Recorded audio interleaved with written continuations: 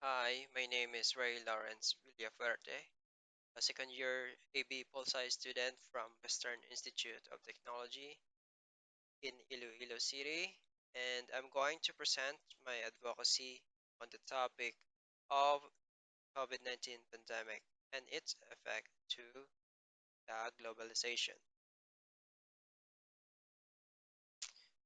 The effect of the pandemic damaged the livelihood of the people. Many lost their jobs and became dependent from the small support of the government. Here in the Philippines, the government is giving 5,000 pesos worth of amelioration funds for people who doesn't have work to help them during this pandemic. They also provide basic needs like rice, canned goods, and noodles. Other countries around the world also do the same, but these are band-aid solutions to the bigger problems. Globalization depends on trade and free market that stretches across the globe, reduced income and diversity of products by incorporating different products from different sources. The bananas from the Philippines became available to the European and American countries.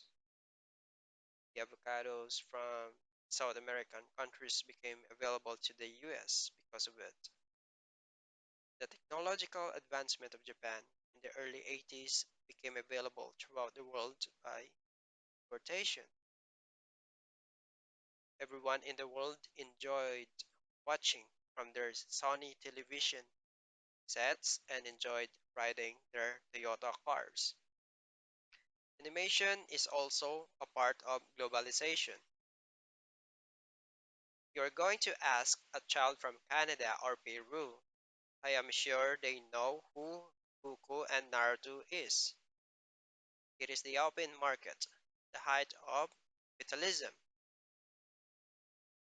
of labor, that gives the world its unprecedented wealth and bounty of food and resources. But at the height of the pandemic, quarantine and travel restrictions became strict, preventing the usual flow of trade. My advocacy is to tell the government of the world to loosen its policies on border restrictions and travel bans, especially pertaining the trade of goods. Travel restriction delays the transportation of goods and make them perish or go bad. The quality of food and goods depends on their freshness, and this realization depends mainly on imported materials from several sources. Feeding transportation is the death of industrialization and globalization and will result to the loss of incomes and jobs. To fix the economy of the world, globalization must push through no matter the hindrance. In this case, the COVID-19 pandemic. Let the products from the farm reach the cities and ports uninterrupted by letting them pass through the border controls. That was placed for the safety protocols.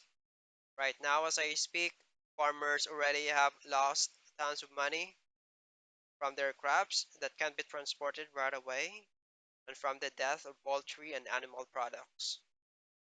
Farm goods, especially the vegetables and meat, perish quickly if there are delays on the transportation. The goods are destroyed, there will be no flow of cash and will incur loss to the farmers. Let the farmers sell their goods instead of letting them rot in the farms. Let the fishermen sell their catch to the cities and imports instead of letting their catch decay.